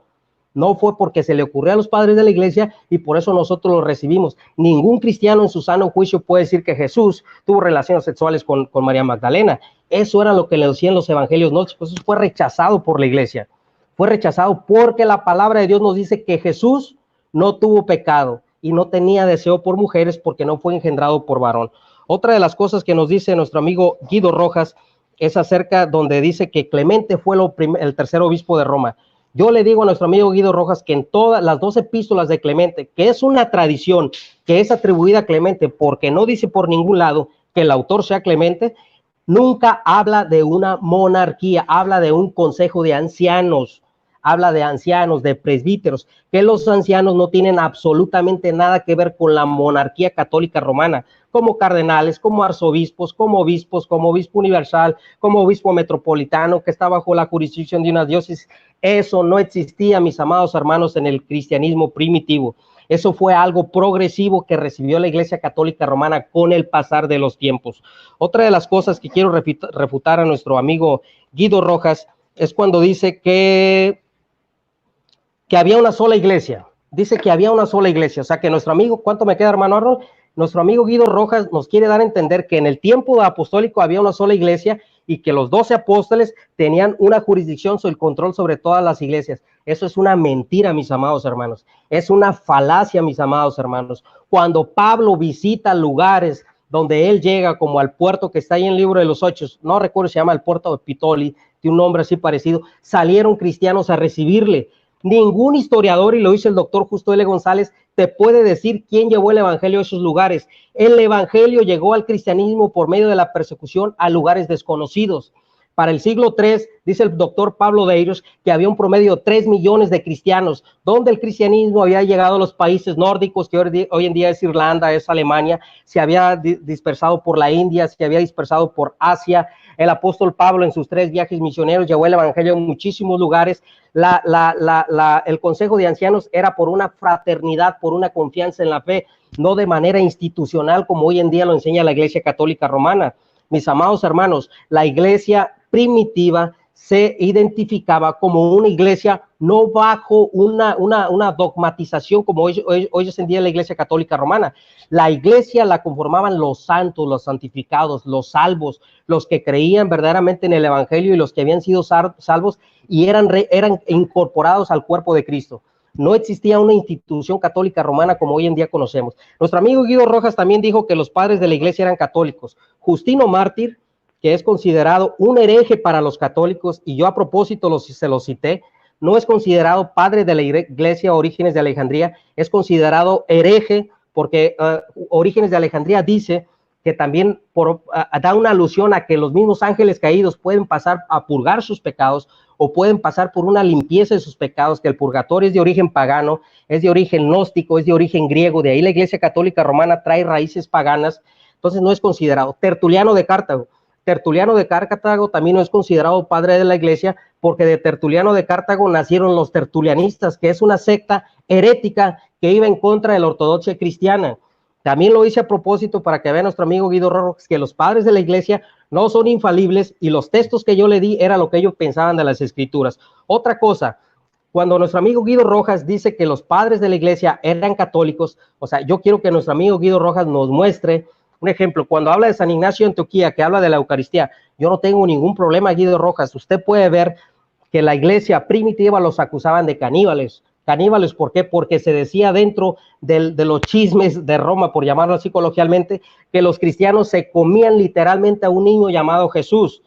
Cuando aquel filósofo griego, Atenágoras, hace su defensa en contra del emperador y escribe con respecto a las escrituras, defendiendo a la iglesia, les dice que la iglesia no se come literalmente a ningún niño llamado Jesús, sino que celebran simbólicamente la Eucaristía, la Santa Cena de Acción de Gracia. No existía el dogma de la transustanciación, Guido Rojas. Ese fue un dogma que la Iglesia Católica Romana tardó 13 siglos en hacerlo de manera oficial. Ahí queda cruelmente nuestro amigo Guido Rojas otra vez totalmente refutado. Quiero también hacer énfasis en lo que dice nuestro amigo Guido Rojas acerca de que dice, donde volvió a decir que Clemente de Roma fue el tercer obispo de Roma. Bueno, yo le digo a nuestro amigo Guido Rojas que cuando San Ignacio de Antioquía escribe la carta a los romanos, nunca menciona a los obispos de Roma. Sí menciona una jerarquía ya San Ignacio de Antioquía, pero no una jerarquía monárquica. O sea, él habla de un obispo local, no habla de un obispo universal como los católicos hoy en día tienen al Papa allá en el trono de San Pedro, y tiene la jurisdicción. Eso no existía, Guido Rojas. Esa herejía no existía y no existe forma de que usted me lo pueda probar hasta después del siglo IV, cuando el poder imperial pasa el poder eclesiástico a los obispos metropolitanos, como lo decimos en el otro video. Nuestro amigo Guido Rojas dice que Clemente fue el tercer obispo de Roma. Que le pregunte a los padres de la iglesia, que le pregunte a Tertuliano, que le pregunte a las constituciones apostólicas, que le pregunte al mismo Hipólito, que le pregunte a Irineo de León, ¿cuál es el tercer obispo de Roma? Porque algunos dicen que fue el segundo, algunos dicen que fue ordenado después de Pedro, cuando aún estaba vivo. Esa es una tradición maleable, Guido Rojas. Por eso para nosotros la Biblia es nuestra única fuente de verdad, nuestra única regla de fe, y toda tradición tiene que ser juzgada a la luz de la Biblia, y si no tiene un sustento bíblico, tiene que ser desechada como herejía, como aberrante, y no se tiene que enseñar como doctrina dentro de la iglesia. Por eso la relación de la iglesia con las escrituras es muy importante. Tanto el católico, tanto como el evangélico, conozcan que el mismo los padres de la iglesia recurren a las escrituras como su única fuente de verdad y como su única regla de fe para enseñar y para adoctrinar a la iglesia. Nadie puede enseñar otra cosa que no esté en la palabra de Dios. Tal y como lo dice el apóstol Pablo, no penséis más allá de lo que no os he escrito, para que nuestra mente no caiga en vanidad. Muchas gracias.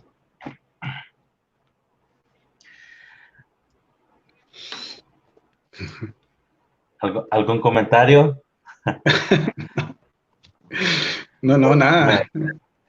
Esa es una metralleta. Está bien, por mí no hay problema. De eso se trata, de compartir y todo. Cuando quieras. Eufórico, ¿no? Sí. Tal vez es por lo mexicano. Por la sangre también de los aztecas que debe tener nuestro amigo Salvador Barragán. No, ese es el apasionamiento. Ese es el apasionamiento de estos temas, o sea, el que nos apasiona todas estas cosas, ¿no? Yo entiendo a Guido porque nosotros los escuchamos como que ellos hablan cantadito. Pero ese es el oído de nosotros, ¿no? Que tenemos otro acento. Sí. No, está bien. Interesante. ¿Tú me dices cuándo empiezo? Tenemos en el reloj 1:06. Usted, cuando usted... Antes de empezar, mira que esto es lo que yo creo que llama mucho la atención, porque este tipo de debates es un poco fuera de lo normal, ¿no? Por lo general siempre se debaten los mismos temas, la virginidad de María, la transustanciación, bueno, el purgatorio, todas esas cosas. Yo una y otras a mis hermanos apologistas católicos lo debaten como 10 veces. Por eso es que me ha gustado mucho esta serie con mi amigo Salvador Barragán. Yo le he propuesto una serie de muchos otros temas también de orden histórico, también espero que también me acepte otros temas también de la iglesia primitiva, porque es interesante y se educa al pueblo católico y se educa al pueblo evangélico, porque podemos ver las dos corrientes, las dos vertientes. Los temas históricos, no cualquiera los aborda. En cualquier momento puedes decir una fecha equivocada, un nombre equivocado, un acontecimiento, se lo atribuyes a otra persona y... Sí, tienes razón. Usted me dice cuando esté listo y... Adelante. Sí. ¿Me avisas, por favor, 5 minutos antes? ¿5 antes o qué? Sí, 5 antes me avisas. Ok. Bien, bueno, entonces escuchamos la refutación de nuestro amigo Salvador Barragán. Ustedes saben que en los 2 videos pasados yo empecé y entonces esta vez le toca al señor Salvador Barragán, entonces yo tengo la oportunidad también de su última intervención. Con lo que dijo nuestro amigo Salvador Barragán en relación a las Sagradas Escrituras y lo que es la tradición, yo quiero decirle que entonces en la máxima, porque eso viene solamente con Martín Lutero de sola Biblia, eso solamente se lo inventó él después de 16 siglos, los primeros cristianos fueron muy rebeldes a eso. Fueron tan rebeldes que los primeros cristianos no se quedaron solamente con la Biblia, no se quedaron solamente con los evangelios. Por eso es que para los primeros cristianos, y el mismo nuestro amigo Salvador Barragán en la primera intervención lo dijo, para los primeros cristianos no era solamente la Biblia, para ellos también fue importante la doctrina de los apóstoles, la Didache, la carta de Bernabé, las 7 cartas también de Ignacio de Antioquía, la carta de Clemente Romano, que manda a la comunidad de Corinto, otra comunidad más aislada de ellos, de 2 jurisdicciones completamente diferentes, desde Roma hasta Grecia, y tan importante era la carta de Clemente Romano, la primera, que no es espuria, los mismos historiadores protestantes la han clasificado como verdadera, la segunda sí no, pero la primera sí, y esa carta de Clemente Romano se leía a la par en las asambleas de los cristianos el día domingo con los mismos escritos de los apóstoles. Eso se lo dejo de referencia para que nuestro amigo Salvador Barragán, que le gusta tanto la historia, lo indague. También la explicación de los dichos del Señor de San Papías fue una obra importante, el de Atesaron también, y también, como decía, la obra de San Cipriano Testimonía, la Lectio Divina, o sea que no todo era Biblia para los primeros cristianos, o sea, había también otras obras complementarias que eran importantes para ellos. Que nuestros amigos evangélicos se queden solamente con la Biblia, eso es otra cosa que solamente viene después de 16 siglos, pero el Espíritu Santo, como les digo yo, también actuó, porque no solamente actuó en los apóstoles, porque entonces Jesucristo hubiera sido un gran mentiroso cuando dijo que el Espíritu, el Paráclito, la verdad, los acompañaría. Entonces, si el Espíritu Santo solamente actuó en el siglo I, entonces estos otros escritos, todas estas otras obras literarias que fueron importantes para esos primeros cristianos, ¿cuál es el baluarte, cuál es el peso que tenía? Otra de las cosas que veo, una contradicción de nuestro amigo Salvador Barragán, es cuando habla de los gnósticos. Y él dice que esas obras gnósticas, dice que alcancé a escuchar así, que no solamente era porque los padres de la iglesia los dijeran, sino porque era la misma iglesia la que los aprobaba. Y es la misma cosa. ¿Cómo va a ligar nuestro amigo Salvador Barragán la iglesia cristiana de Jesucristo del siglo II, siglo III, siglo IV, con los mismos jerarcas, porque ellos fueron precisamente los que, acordémonos que el primer canon era de un hereje de nombre Marción, y ahí surgió que la iglesia cristiana tuviera que tener su otro canon, o sea que sí, los mismos herejes tenían una corriente completamente diferente. Cuando hablamos de hereje, estamos hablando de donatistas, eutiquianos, arrianos, nestorianos, maniqueos, a diferencia de lo que era la ortodoxia de la iglesia cristiana, de los mismos arrianos que fueron combatidos por este Atanasio de Alejandría, los mismos modalistas y todo esto que unicitarios, lo mismo que creen hoy en día los pentecostales, como los mismos arrianos, lo mismo que creen hoy en día los testigos de Jehová, herejías del siglo I que fueron combatidas por estos mismos personajes y por los primeros concilios de esa iglesia, de jerarcas que ya habían como tal. Entonces, no veo esa disyuntiva de nuestro amigo Salvador Barragán, sino entonces, ¿por qué no se incluyó a los evangelios de Judas, el evangelio de Tomás, el evangelio de Mariana? Eso no es tan sencillo como dice nuestro amigo Salvador Barragán.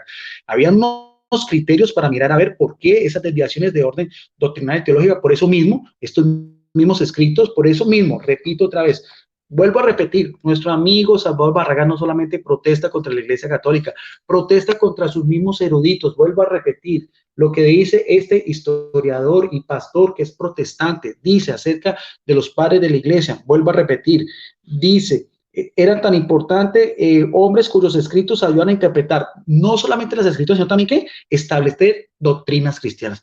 Cuando hablamos de doctrinas cristianas, es precisamente eso, la divinidad de Jesucristo, la humanidad de Jesucristo, lo que era también que la presencia real de Jesucristo en la Eucaristía, que el mismo Salvador Barragán alude de que los padres de la iglesia así lo veían como tal, y toda esa serie de herejías gnósticas, los donatistas, los marcionistas, los valentinianos, todo eso que también, toda esa serie, la disyuntiva entre lo que era el alma con el cuerpo, y precisamente entonces eso sí hubo unas directrices y sí hubo también una forma como se combatió eso también desde las Sagradas Escrituras. Quiero advertirle a nuestros amigos Salvador Barragán, recordarle que Justino Mártir no es considerado como un hereje, antes por lo contrario es un santo de la Iglesia Católica. Para la Iglesia Católica es el patrono de los estudios apologéticos. Lo que sí no consideramos como santos, pero sí padres de la Iglesia son 12, son Tertuliano y Orígenes, por sus desviaciones, que mismo conoce también. Acordemos que el mismo Tertuliano llegó hasta castrarse, una acción pues completamente descabellada para su época. Entonces, los escritos de ellos sí son considerados como válidos, pero no tienen el mismo peso en cuanto a lo que es la vida de santidad, como sí la Iglesia Católica ha canonizado a Agustín de Hipona, a Crisóstomo, a Atanasio y demás. Entonces, eso también quería aclararle. Ya nuestro amigo Salvador Barragán, como hacen muchos de nuestros amigos apologistas evangélicos, se desvían del tema y empiezan con lo que siempre hacen. Entonces, siempre veo uno de los hermanos apologistas evangélicos que se van entonces con la Asunción de María, con lo del purgatorio, eso no es el tema. El tema era completamente diferente, aunque sí podemos hacer una aliación, pero todo eso son cosas diferentes. Ahora, otro dato importante sobre los primeros cristianos que se reunían semanalmente para leer los libros sagrados, ellos siguieron métodos de los judíos de la lectura de la ley y de ciertas porciones de los profetas, pero también le agregaron la lectura del Nuevo Testamento, que es lo mismo de la liturgia. En la Iglesia Católica lo expliqué. En la Iglesia Católica se toma una lectura del Antiguo Testamento, una lectura del Nuevo Testamento, los Salmos y el Evangelio. Mire que esto mismo viene desde la época cristiana primitiva.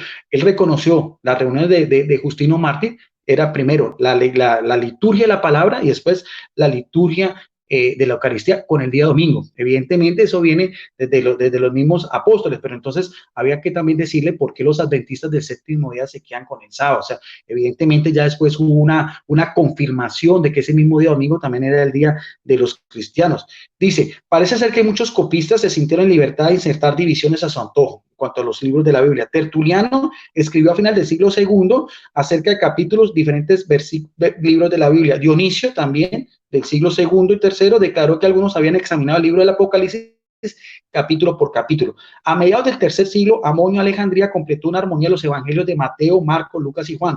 Para esto tomó el evangelio de Mateo como su nombre, lo comparó con otros evangelios. Así dispuso mostrar los pasajes que eran comunes a los 4, los que eran comunes a los 3 y así sucesivamente. De ahí viene la división que se hace en orden de teología de los evangelios sinópticos. Cuando hablamos de sinopsis, en términos griegos, que es decir, en paralelo, que son Mateo, Marcos y Lucas en relación al Evangelio de Juan, que tiene un lenguaje más alto, más divino. Mire que eso viene también desde esta misma iglesia primitiva. Algo muy importante es que en el siglo IV, Eusebio de Cesarea, que también nuestro amigo Salvador Barragán menciona, del año 260 al 340, mejoró el trabajo de armonio, dividió los evangelios en secciones temáticas conocidos como kefalaía, tablas o cánones, dándoles una numeración. Y quiero detenerme un poquitico sobre este Eusebio de Cesarea, porque a pesar de que también fue un jerarca, también es considerado uno de los primeros historiadores del cristianismo, y algo muy interesante, porque también va en relación con lo que estamos hablando, otra vez lo mismo,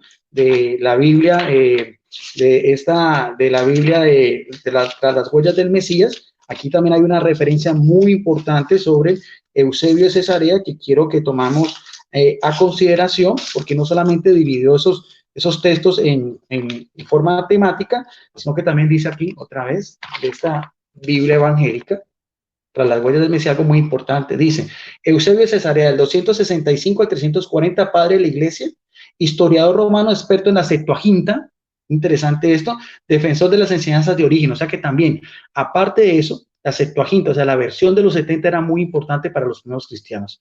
La misma versión de nuestras Biblias católicas de hoy en día.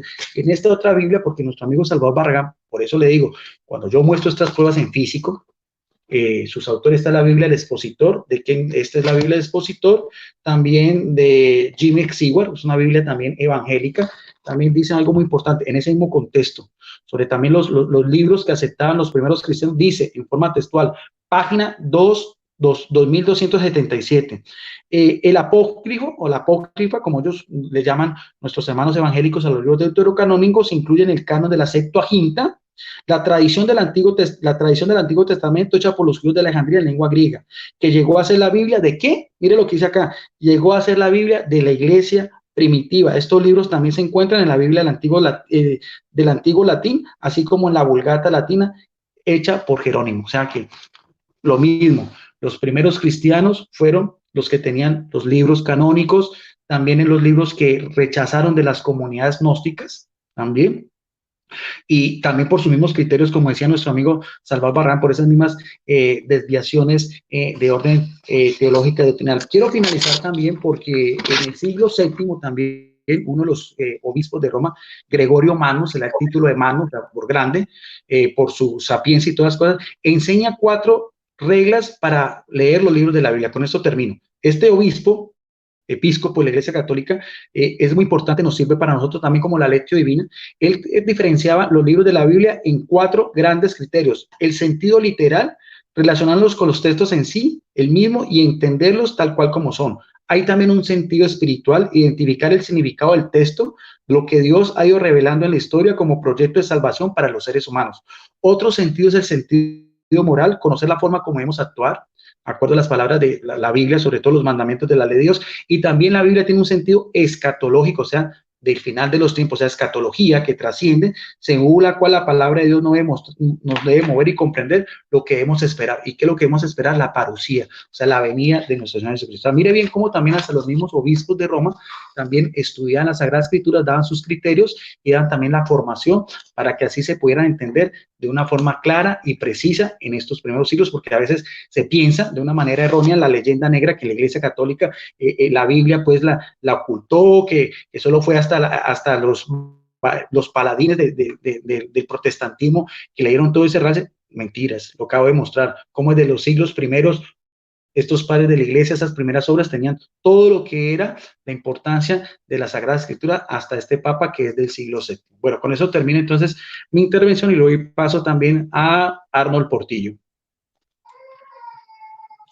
Guido, le hacían falta 3 minutos, Le avisé 5. Sí. Usted me dijo que la avisé. No, ya. Sí, no, ya más o menos es lo que tenía más o menos preparado para hoy. Ya creo que fue más que suficiente. Gracias, Arnold. Ok. Entonces, hermanitos, llegamos a una sección de preguntas. Tanto Guido Rojas como el hermanito Salvador Barragán van a responder una pregunta del público, de los espectadores. Antes de poner la pregunta o de decírselas, la voy a leer yo para ver si tiene que ver con el tema, ¿verdad? Permítame un momento, déjenme ver, aquí hay una.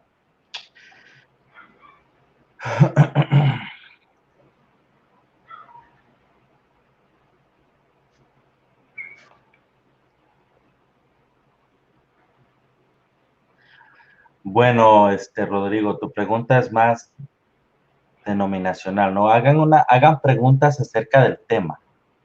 El tema, hermanitos. Enfóquense en el tema. La escritura de la iglesia primitiva.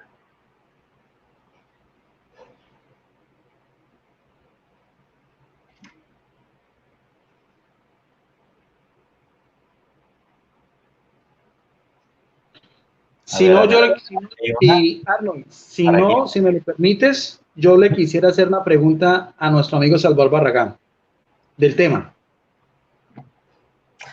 Pues yo creo que sería lo mejor porque creo no prepararon sus preguntas del público. Hay preguntas, pero creo que Hay una buena pregunta, hermano, de Denis Robleto, creo que él es católico, tiene rato aquí en el chat. No sé si quiera considerarlo usted como moderador. Lo dejo a su criterio. A ver si lo encuentro. Permíteme, hermanito Guido. También pueden hacer una pregunta después. Denis, ¿qué se llama? Robleto. Aquí vi su pregunta. Denis Robleto. Usted considéralo. Yo tengo una pregunta interesante que, si me permiten, la quisiera hacer, y es con el tema, ¿no? Solo manera de que conocer la opinión de Salvador Barragán. Claro, adelante. Bueno, yo quería preguntarle al señor Salvador Barragán si él considera que estos escritos, pues, extrabíblicos, del cual ha hecho mención, como la de Didache, las cartas de Bernabé, las cartas de Ignacio de Antioquía, el pastor de Hermes y todas estas cuestiones, en fin, y todos estos primeros escritos de los primeros siglos, que tiene relación también con lo que era la iglesia primitiva, si él considera que esos escritos también tenían la iluminación del Espíritu Santo. Si es sí, ¿por qué? Y si es no, ¿por qué? Sí, entendió la pregunta, hermano Salvador. O la puedo volver a repetir, A ver. La pregunta es muy importante. Nuestro amigo Salvador Barragán reconoce que en el mismo contexto, pues, de lo que es la iglesia primitiva, hay otros escritos extrabíblicos, como el Didache, el pastor de Hermes, la carta de Bernabé, la carta de Clemente Romano, las cartas de Ignacio de Antioquías y otros también por ese mismo periodo, que si él considera en su criterio de que esos escritos también tienen inspiración del Espíritu Santo, sí, no y por qué. Ahora discúlpame, Guido, es que mi hija está hablando y perdón. A ver, ¿me la vuelves a repetir? Es que mi hija está hablando y le estoy diciendo que le baje la voz. ¿Arnold entendió la pregunta? A ver, perdón, discúlpame. Los escritos antiguos que Salvador reconoce, extrabíblicos, pero que Salvador los reconoce, que él los mencionó. Entonces, acerca de eso, el hermanito Guido le está preguntando a usted, ¿reconoce usted que son inspirados por el Espíritu Santo de Dios? Creo que esa fue la pregunta, ¿verdad, hermano Guido? Y creo que dijo que sí, por alguna razón, y si no, por otra. Ahí es donde quería escuchar. Ahí la respuesta, lo que él quiere es que usted dé una respuesta concreta y la razón de la respuesta. Okay. Sí, mire, pero ¿cuál fue al terminar la pregunta, Guido? Dijiste que si digo que sí. Sí, o sea, es decir, tú citas, Salvador Barragán, estos escritos que son extrabíblicos, ¿no? pero algunos contemporáneos, por ejemplo, la de Didache es de principios del siglo, es de finales del siglo I. La carta de Ignacio de Antioquía ya es de principios del siglo II. La carta de Bernabé también es del siglo I. El pastor de Hermes, estas obras, si esas obras consideras tú, que las aceptas tú como historiador evangélico, si crees que tienen inspiración divina de lo alto del Espíritu Santo, sí, ¿por qué? Y si no, ¿por qué? O sea, si son inspiradas, si tienen inspiración del Espíritu Santo, sí, ¿por qué? Y si no, ¿por qué? Porque por algo las citas, por eso son importantes, por eso son parte de lo que es la iglesia primitiva. Ok. Sí, gracias. Ahora sí, mira, en primer lugar, el primero, según el doctor F.S.S. Bruce, para el año 70 después de Cristo, el primero que hizo una compilación o que hizo un canon paulino fue Lucas, en el año 70 después de Cristo. Según el doctor F.S.S. Bruce, yo te voy a aterrizar a la pregunta, en el año 70 después de Cristo se hizo un corpus paulino, que eran las cartas del apóstol Pablo, se empezaron a distribuir en iglesias y se leían dentro de las iglesias. Esas fueron las órdenes de Pablo. Cuando viene la era post-apostólica, cuando estamos hablando de los 7 documentos de los padres de la iglesia, o de los padres apostólicos, más bien dicho, no son inspirados por Dios. ¿Por qué? Un ejemplo, se nos ha enseñado dentro de cualquier seminario, dentro de cualquier bachillerato teológico, dentro de cualquier instituto bíblico, de cualquier índole de nivel académico, que podemos ver que la iglesia tomó los 27 libros del Nuevo Testamento y se cree, y hay muchos eruditos que llegan a esta conclusión, que a finales del siglo II los 27 libros del Nuevo Testamento estaban reunidos, desechando los otros escritos, tanto como la Didache, incluso la misma carta de Clemente de Roma. ¿Por qué no son inspirados por Dios? Porque según los eruditos se puede ver el tipo de lenguaje. Un ejemplo, San Ignacio nunca se atribuye a que sea palabra de Dios, a diferencia de Pablo. Cuando nosotros leemos una epístola paulina, a Pablo se le puede ver la autoridad apostólica. Decir, yo no recibí revelación de hombres, sino de Dios. Y este nuevo mandamiento os doy, reseteando lo que dice Mateo, que os améis los unos a los otros. Entonces, cuando Pablo, leemos las epístolas de Pablo, se puede ver el sello apostólico, se puede ver la autoridad de Dios y se puede ver la inspiración divina que está hablando con autoridad. Igual pasa con el apóstol Pedro, igual pasa con los evangelios de la vida de nuestro Señor Jesucristo.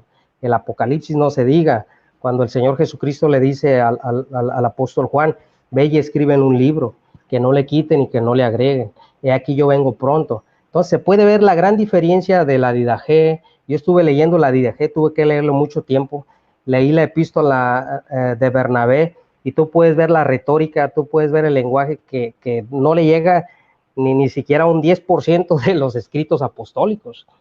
Entonces, no porque lo que hicieron estos padres de la iglesia, estos padres apostólicos, fue que hicieron homilías. Incluso la epístola de Bernabé se leía como una homilía o como una predicación. En algunos lugares, no en todas las regiones. Igual la Didache, igual la primera epístola de Clemente.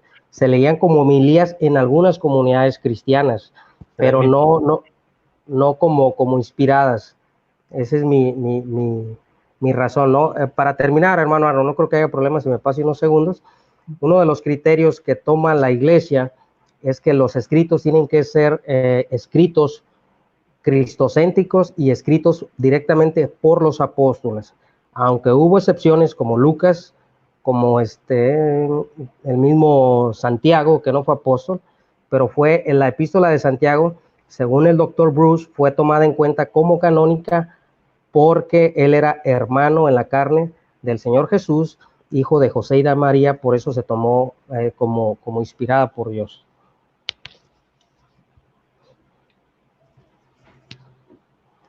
Listo, hermano. Gracias. Sí, Guido expresó bien su pensamiento. No, muy respetable, no voy a poner a contra porque no, era solamente una pregunta y no es de réplica porque si no, yo respeto mucho esos criterios, o sea, no simplemente tenía la curiosidad A mí en los debates no me gusta preguntar porque es poner cuestionamiento la fe del otro, no me gusta, pero sí quería saber más o menos la opinión de Salvador Barragán con respecto a eso. No sé si él me quiere hacer una pregunta para el público para que ya finalicemos Yo porque no, tenemos dos preguntas, ¿no? Pero fue no sé si los hermanos ahí que están pueden preguntar. sería una pregunta para el hermanito Guido, ¿que no? Sí, Bueno. se la dejo a los hermanos ahí que la pregunten. Ah,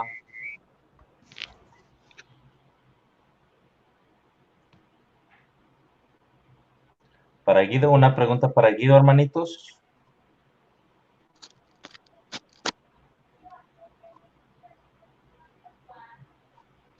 Por aquí hay una pregunta se llama El Filo de la Palabra, creo que es el hermano Pedro Gómez.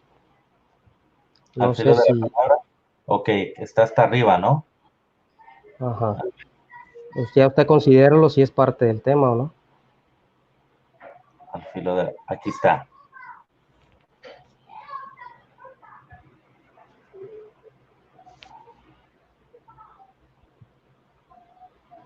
A ver, la voy a poner en pantalla, ¿no? A ver, voy a leerla. El Señor Jesús y los apóstoles, las procesiones y confesiones a sacerdotes,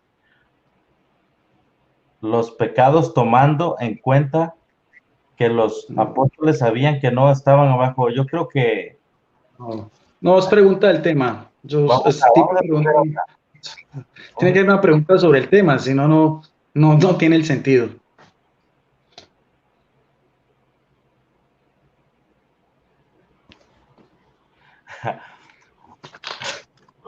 Bueno, aquí hay una pregunta, ¿no?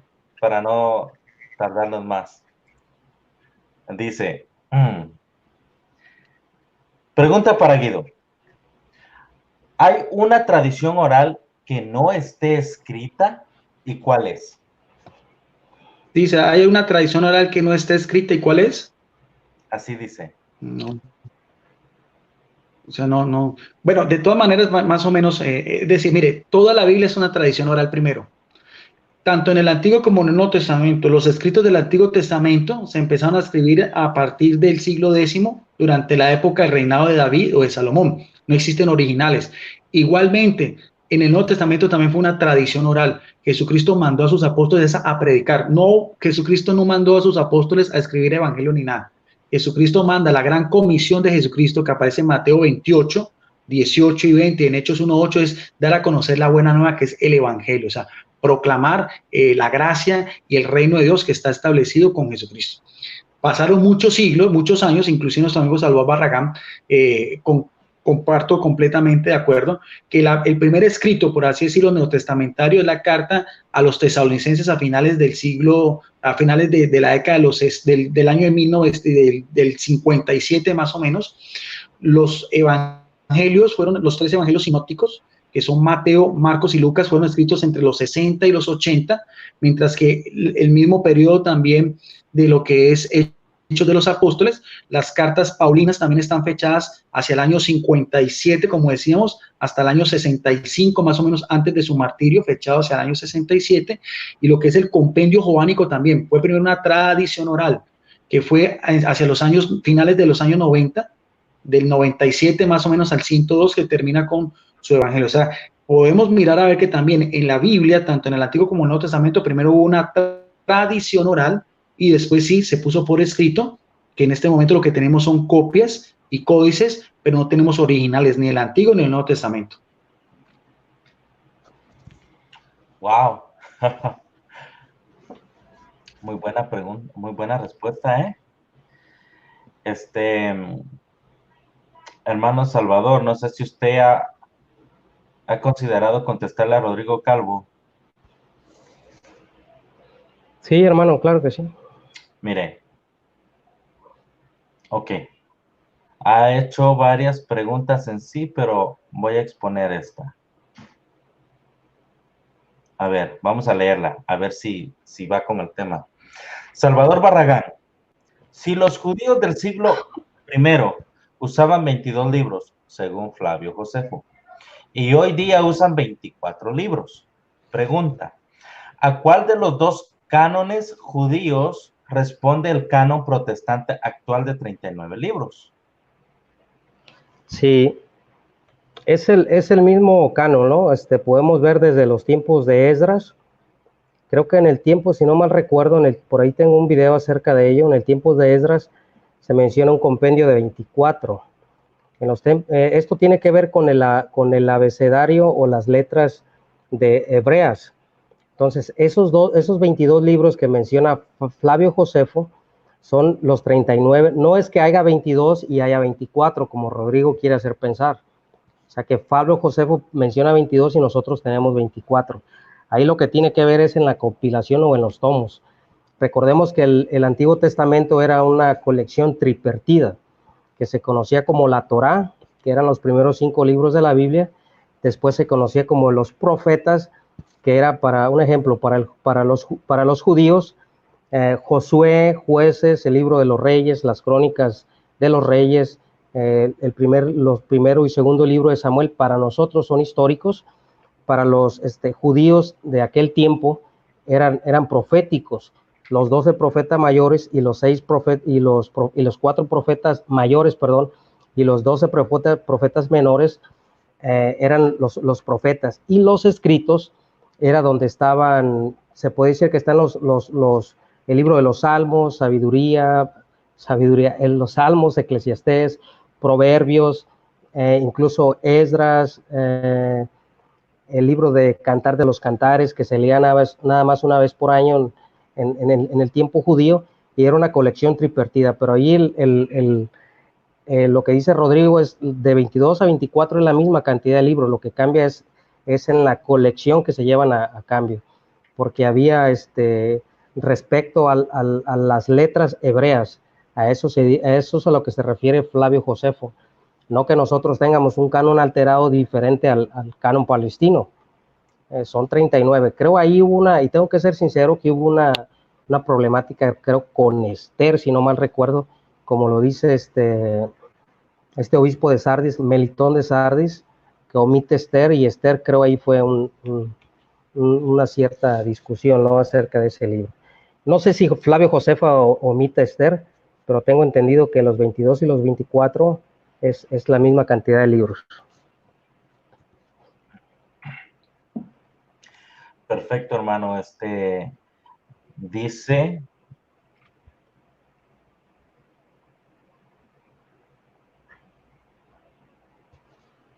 Oh. A ver, vamos a ver, aquí hay una, dice... Que sea la última, ¿no? Quedamos dos. Sí, quedan dos preguntas y ya no alarguemos mucho ya esto. Creo que fue más que suficiente y yo pensaba que era una y una, pero sí, bueno, para quedar por igual quedamos que sea la última, porque si no entonces se va a alargar más el video y se hace mucho más pesado. Creo que lo que se expuso fue excelente por ambas partes, ¿no? Bueno, el hermano ha insistido mucho en leer sus preguntas, ¿no? Para Guido, dice: si la tradición oral no está escrita en la Biblia, pregunta o admiración, ¿no? Entonces, ¿esta está incompleta? Bien, vuelvo a lo mismo. No sé si se está refiriendo a los textos de la Biblia. Vuelvo a repetir. Tanto en el Antiguo como Nuevo Testamento, primero fue el acontecimiento como tal. Después las iglesias, por ejemplo, en el Nuevo Testamento, ¿qué fue? Fue el acontecimiento como tal. La vida de Jesucristo y los apóstoles. Después hubo una transmisión oral que se fue a las primeras comunidades y después se vio en la necesidad de que se pusiera por escrito, teniendo en cuenta de que cada escrito tenía un destinatario diferente. Por ejemplo, el Evangelio de Mateo fue escrito precisamente a los judíos que están haciendo la conversión al cristianismo. El Evangelio de Lucas es todo lo contrario, hace más referencia a lo que es el mundo pagano, porque él también era griego. Él no era ni siquiera judío, discípulo inmediato del apóstol Pablo. Entonces también el Evangelio de Lucas y Hechos de los Apóstoles son dos libros que también tienen mucha relevancia con lo que son el mundo gentil. Al igual que Marcos es el más corto, el más condensado también, hace unas referencias muy interesantes sobre la vida de Jesucristo, y también el Evangelio de Juan es más de orden teológico, era más para responder sobre todo a los gnósticos, a las primeras herejías que se iban presentando, y sobre todo resaltando la divinidad de nuestro Señor Jesucristo, al igual que ya lo que es los otros, las diferentes cartas, tanto de Pablo como de Pedro. Hay algunas que son apostólicas y hay otras que son católicas, católicas en el sentido que no tiene un destinatario como tal.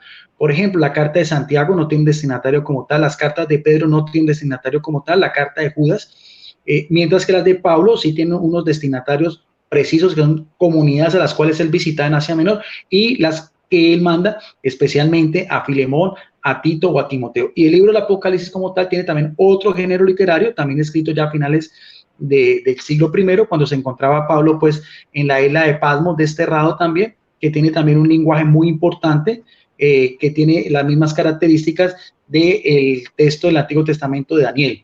Pero todo eso, como lo digo, fue un compendio como tal. Ahora, la reunión de todo eso es interesante, ¿no? Porque no hay en el Nuevo Testamento ningún pasaje donde diga que sean 27 libros. Eso ya es parte de lo que fue la Iglesia Apostólica.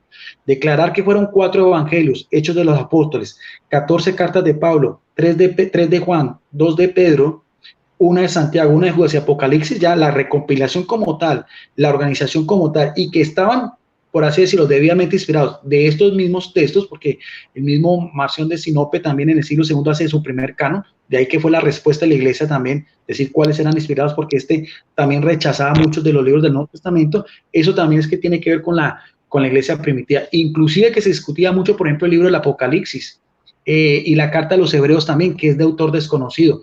De hecho, muchos eruditos bíblicos atribuyen carta a los Hebreos al mismo Clemente Romano, otros a Bernabé, otros a Apolo. Entonces, eso también es interesante, ya de pronto más adelante lo podemos también analizar con nuestro amigo Salvador Barragán, porque esto da para mucho.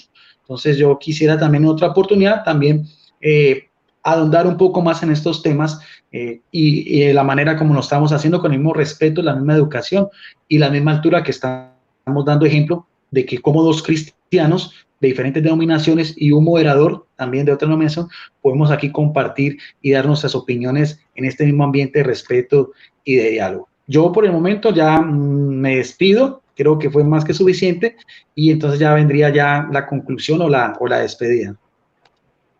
Así es. Adelante, hermano Salvador, con su despedida. Bueno, muchísimas gracias a todos. Gracias, Guido Rojas, licenciado Guido Rojas, gracias por este honor de tenerlo nuevamente aquí en nuestro humilde canal. Gracias a todos mis hermanos, a mi hermano Iván Moreno, Alfa y Omega, que él fue de los primeros que me ayudó a moderar dentro del chat. Saludos a mi hermano Juan Peña, a mi hermano Juan Rodríguez, hermano Arnold, muchísimas gracias por moderar, que yo sé que es complicado para usted ahorita por su situación. Gracias, se lo agradezco. A todos mis hermanos, a mi hermano Pedro Gómez, a la señora Rosa Araujo, que es católica, al hermano Ronnie Cárdenas. Bueno, hay muchísimos hermanos que se me van a olvidar mencionarlos, pero gracias a todos. Invitarlos a que, si no están suscritos, se suscriban a mi canal, le den like al video.